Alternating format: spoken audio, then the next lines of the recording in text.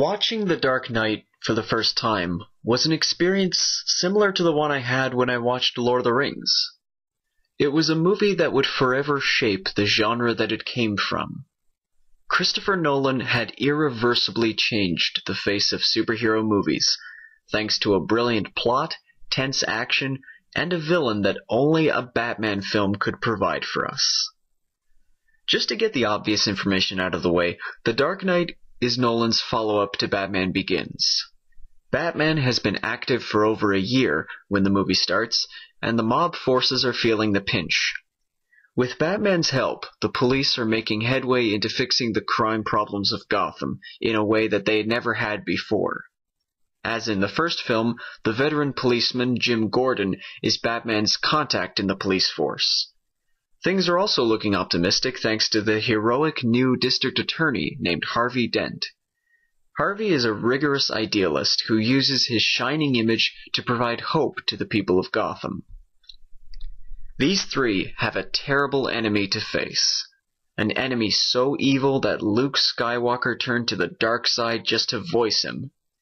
This unknown Batman villain is, of course, the Joker. While the Joker had previously been portrayed as a crime-loving clown or a giggling lunatic with a crazy sense of fashion, The Dark Knight's take on the Joker is easily one of the darkest ones yet. As played by Heath Ledger, the Joker is a sociopathic terrorist, mocking society's attempts to add order to what he sees as a natural chaos. The Joker sets out to prove that people, when removed from safety and order, will become as savage as he himself is. Money means nothing to him, nor does any traditional kind of power. To paraphrase Alfred, the Joker wants to watch the world burn. And it's this conflict that helps make The Dark Knight one of the greatest superhero movies, let alone Batman movies, that has ever been made. Nolan takes what he already established in Batman Begins and improves upon it.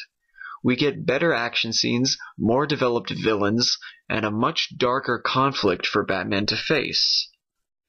It would be redundant to say that everyone gives a great performance in this movie.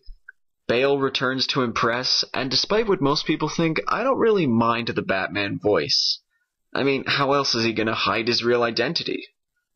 Aaron Eckhart and Heath Ledger were amazing additions to the cast, and their performances were instrumental in knocking The Dark Knight up a few notches. Michael Caine, Gary Oldman, and Morgan Freeman all returned from the first film, but instead of Katie Holmes, it's Maggie Gyllenhaal who plays the role of Rachel Dawes. Honestly, I wish she had been the one to play Rachel right from the start. She feels more suited to the role of a mature lawyer trying to do good in the city while still having time to fall in love with someone. And it's not necessarily Batman she falls in love with. One thing that the movie references a lot is the Roman Empire. There's the story of the city protector, but there's also the subtle portrayal of Dent, Gordon, and Batman being the first triumvirate. One of the streets is named Cicero, named for the orator who opposed Julius Caesar's tyranny. Dent initially represents Cicero, but due to the Joker's activities getting more and more out of control, Dent begins to take the role of Caesar in the triumvirate. The portrayal of anarchy versus order versus dictatorship, as well as the questions of morality, all of it is openly acknowledged by the movie's characters. I'd say only in Watchmen have the ethics of a superhero been put into such question as in The Dark Knight. But the difference between Watchmen and The Dark Knight are the conclusions drawn at the end. The Dark Knight's ending has actually puzzled and vexed me for a while. It's almost the exact opposite kind of ending that was shown in an earlier Nolan film. This has made me wonder which ending better demonstrates Nolan's personal politics, but that's not a topic for a movie review. Honestly though, I'll end the review with this.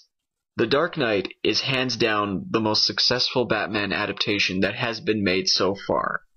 Granted, it strays from the original source material of Batman somewhat, and they still leave a couple of loose ends, but those are the kinds of problems that any superhero movie has working against it.